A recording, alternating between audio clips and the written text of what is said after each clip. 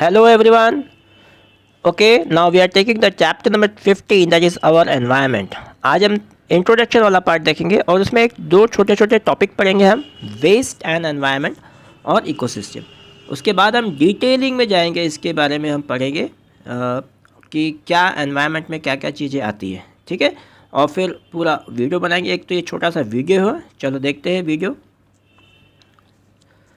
ये छोटा सा वीडियो है 9 मिनट का, जिसमें हम दो टॉपिक, जैसे मैंने अभी पहले बताया था, दो टॉपिक पढ़ेंगे। वेस्ट एंड एनवायरनमेंट के बारे में पढ़ेंगे, ठीक है, और एक इकोसिस्टम के बारे में पढ़ेंगे। तो चलो देखते हैं वेस्ट एंड एनवायरनमेंट और इकोसिस्टम क्या चीज़ होती है, ठीक है। सबसे पहले हम देखते हैं वेस्ट एंड एनवायरनमेंट। क्या होता है environment? What is the environment called? क्या डेफिनेशन हो सकती है एनवायरनमेंट की? तो what is the definition? Let us look the definition first. तो देखते हैं, environment is everything that is around us. It can be living, non-living things. It includes the physical, chemical and other natural forces. Living things lives in their environment. यानी जितने भी living और non-living things हमारे आसपास जो दिखाई देती है वो सब क्या है? environment का एक पार्ट है ना। वो भी एक प्रकार का एक environment का पार्ट है। तो वेस्ट एनवायरनमेंट में हम देखते हैं कि देखिए, ह्यूमंस वेस्ट भी हो सकते हैं, एनिमल्स वेस्ट भी हो सकते हैं, प्लांट वेस्ट भी हो सकते हैं। ऐसे बहुत सारे वेस्ट हमारे आजू बाजू सराउंड अस में हम देखने को मिलते हैं, ठीक है। चलो अब देखते हैं, एक और क्वेश्चन आ जाता है हमें, what is the waste for environment? Environment के लिए वेस्ट क्या चीज़ हो सकती है, ये एक क्वेश्चन आ जाता है। तो क्या हो सकता है इसके लिए वेस्ट? बहुत सारी वेस्ट हो सकते हैं। एनवायरनमेंट के लिए सॉलिड वेस्ट हो सकता है, लिक्विड वेस्ट हो सकता है ना। तो देखते हैं चलो क्या क्या हो सकता है। फॉर एग्जाम्पल अगर मैंने लिया है एक फ्रूट, वो फ्रूट है एप्पल, और दूसरी चीज़ हमने लिया है वुड। अब देखना ये है कि फ्रूट को तो हम खा लेते हैं, है ना, लेकिन ह्यूमंस वुड को नहीं खा सकता है। तो वुड को खाने के लिए क्या चीज़ है? कौन खाता है वुड को? तो ऐसी कौन से एनिमल्स है, जो ऑर्गेनिजम्स है जो वुड को खा सकते हैं? Yes right, the termite is the only animal that can be eaten by the wood can be eaten by the termite. और जो फल होते हैं बहुत सारे, वो एनिमल्स और ह्यूमंस के लिए होते हैं, वो अच्छे से खा लेते। लेकिन अगर हम देखेंगे कि दोनों चीज़ में क्या एक डिफरेंस है, समानता है, कि कुछ चीज़ तो हम खा पाते हैं और कुछ चीज़ हम नहीं खा पाते। अगर हम फ्रूट्स की इसमें भी देखेंगे, बहुत सारे चीज़ें हैं, बहुत सारे इंग्रेडिएंट्स है जो हम नहीं खा पा सकते, यानी कि उसको खाने के लिए कुछ एंजाइम्स की आवश्यकता होती है ना। तो जैसे ये टर्माइट के अंदर में या हमारे अंदर में food we eat digested by the various enzymes in our body, और वो एंजाइम्स के माध्यम से हम उसको डाइजेस्ट ही कर पाते। बहुत सारे ऐसे एनिमल्स हैं जो चीज़ अलग अलग और बेढंगी प्रकार की चीज़ है वो खा लेते हैं, लेकिन उसको पचाने के लिए उनके अंदर में क्या रहता है? एंजाइम होता है, तभी जाके उसको वो डाइजेस्ट कर पाते हैं, अन्यथा वो नहीं कर पाते। हम अगर इसको वुड खा लेंगे तो हमको हमारे अंदर तो वो इस प्रकार का एंजाइम है ही नहीं, कैसे उसको हम डाइजेस्ट कर पाएंगे? हम खा ही नहीं सकते, और उसको अगर खा भी लिए किसी भी तरह से उसका पाउडर बना के, तो उसको हम पचा भी नहीं सकते, है ना। तो ये एक बहुत बड़ी समस्या होती है वेस्ट एंड एनवायरनमेंट के अंदर में, और एक ऑर्गेनिज्म के अंदर में, कि जो स्पेशल थिंग्स होती है। चलो अब दूसरे देख लेते हैं, things that environment can't digest. ऐसी कौन सी थिंग्स है जो एनवायरनमेंट डाइजेस्ट नहीं कर पाती? तो जैसे ये ग्लास देख लेते हैं, और एक प्लास्टिक रैपर्स जो हम देखते हैं, प्लास्टिक्स जो होते हैं वो कभी एनवायरनमेंट में डाइजेस्ट नहीं हो पाते। तो things that cantt be broken down by the action of bacteria और द अदर सैप्रोफिटिक। हम देखते हैं कि जो भी चीज़ हमारे अंदर में, हमारे एनवायरनमेंट में जो कन्वर्ट हो जाती है, वो बायोडिग्रेडेबल होती है ना। तो वो सैप्रोफिटिक के माध्यम से और बैक्टीरिया के माध्यम से वो डिग्रेडेबल हो जाती है। लेकिन कुछ ऐसी चीज़ें होती हैं जो नहीं हो सकती, जैसे यहाँ पे दिखाया जा रहा है, ग्लास नहीं हो सकती, और उसके बाद में प्लास्टिक नहीं हो सकता। चलो अब दूसरा देखते हैं, in our daily activities we generate a lot of material that are the thrown away.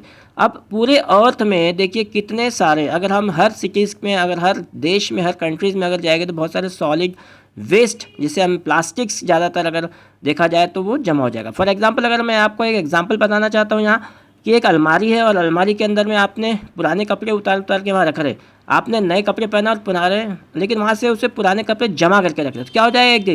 एक दिन की वो अलमारी भर जाएगी। वैसे ही ये अर्थ भी हमारी, अगर हमने उसको डिग्रेडेड नहीं किया, तो वो सारी चीज़ें नॉन बायोडिग्रेडेबल जमा होती जा रही है हमारे अर्थ में, वो ख़त्म नहीं हो रही है। तो वो भी एक प्रकार से क्या हो जाएगा, पॉल्यूशन हो जाएगा हमारे आसपास, और हम एक बहुत बड़े समस्या में आ जाएगी और हमें बहुत हेल्थ प्रॉब्लम निर्माण हो जाएगी, है ना।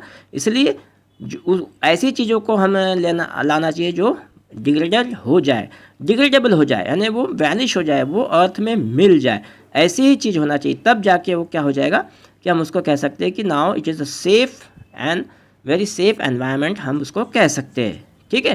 तो हमें अभी ये देखा कि सॉलिड वेस्ट मैनेजमेंट ज़्यादातर डिस्पोज नहीं करना चाहिए, या उसको जैसा तो भी उसको रीमोल्ड करके या इसका रिसाइकल कर देना चाहिए। अब एक दूसरी चीज़ हम देखते कि अगर हम समुद्र के अंदर में तो जाते नहीं है, लेकिन हमने समुद्र के अंदर में भी, सी के अंदर भी बहुत सारा सॉलिड वेस्ट जमा कर दिया है, जिससे एक्वाटिक एनिमल्स की परेशानी हो रही है, उनको रहने की जगह नहीं मिल पा रही है, और उससे उनको हेल्थ प्रॉब्लम भी आ रही है। तो ये सब चीज़ें हमें नहीं करना है। वेस्ट एंड एनवायरनमेंट के अंदर में ये सारी चीज़ें प्रॉब्लम खड़ी करती है ना। तो ये एक डेफिनेशन देख लेते हैं हम। Substance that are broken down by the biological process says to be a biodegradable, यानी कि वो चीज़ें सब ब्रोकन डाउन हो जाने चाहिए। कौन सा प्रोसेस है? बायोलॉजिकल प्रोसेस है। जैसे यहाँ पे दिखाई दे रहा है, ये सारी चीज़ें बायोडिग्रेडेबल है ना, जो कि ब्रोकन डाउन हो जाती है। लेकिन कुछ और ऐसी चीज़ें होती है जो वो नहीं हो पाती, जैसे कि हम अब देखने वाले, जैसे ये आयरन नेल्स या नट जिसे हम कहेंगे, ये क्या ये बायोडिग्रेडेबल है? हाँ, ये बायोडिग्रेडेबल है, लेकिन ये बहुत सालों के बाद बायोडिग्रेडेबल होगी। इसको बोलते हैं रस्टिंग ऑफ आयरन, जिसे हम कहते हैं। रस्टिंग ऑफ आयरन एकदम से नहीं होता है, ये बहुत स्लो प्रोसेस है। ये भी बायोडिग्रेडेबल है, लेकिन इनको कम से कम 400-500 साल लगेंगे, है ना, तब जाके वो या तो कुछ छोटी सी चीज़ है तो कम भी हो जाएगा। अब दूसरी एक बात देते थे, substance that are not broken down in this manner are said to be non biodegradable, यानी कि हमने यहाँ पे देखा बहुत सारी चीज़ें ऐसे नॉन बायोडिग्रेडेबल होते हैं। These substances simply persist in the environment for a long time or may harm the various members for the ecosystem. हमारे इकोसिस्टम में बहुत सारे मेंबर्स होते हैं, बहुत सारे ऑर्गेनिजम्स होते हैं, और उसमें वो बहुत घातक सिद्ध होते हैं, उनको प्रॉब्लम हो जाती है। जैसे हेल्थ प्रॉब्लम, जैसे हम ह्यूमंस के अंदर में बहुत सारे हेल्थ प्रॉब्लम हो जाते हैं, वैसे ही एक्वेटिक एनिमल्स में बहुत सारे प्रॉब्लम्स उनको हो जाते हैं। वो कुछ सांस नहीं ले पाते, वो बराबर उनके लिए पानी ये गंदा हो जाता है, ठीक है। अब एक देख लेते what is the definition of ecosystem. An ecosystem is an community of living organism in conjunction with the non living components और their environment interacting as an ecosystem और द सिस्टम। अब यहाँ पे जो तीन चीज़ बताई जा रही है, living, non living and conjunction, यानी कि conjunction of living and non living का होना यहाँ बहुत ज़रूरी है, और ये सारे कंपोनेंट आपस में जुड़े होते हैं, तब जाके हम उसको क्या बोलेंगे, इकोसिस्टम। अन्यथा वो इकोसिस्टम नहीं कहलाएगा, क्योंकि बहुत सारे ऐसी चीज़ें हमारे आसपास होते हैं जो लिविंग भी होते हैं, नॉन लिविंग भी होते हैं, और उससे हम अपनी जीवन यापन करते रहते हैं, है ना। We can just live and we just adjust our life with this all particular component. For example अगर हम देख लेते हैं यहाँ पे, ये पॉन्ड इकोसिस्टम के बारे में बताया गया। यहाँ पे देखिए लिविंग थिंग्स भी है और नॉन लिविंग थिंग्स भी है। यहाँ पे टैडपोल दिख रहा है, फ्लाइज दिख रही है, वाटर विच दिख रहे हैं, फिश दिख रहा है, स्नेल दिख रहा है। तो यहाँ पे अब ये जो 3-4 ये सब ये लिविंग ऑर्गेनिजम्स है। अब ये लिविंग ऑर्गेनिज्म, नॉन लिविंग यहाँ क्या है, वाटर है और सन है। तो ये दोनों भी चीज़ें देखो कैसे आपस में जुड़ी हुई है ना।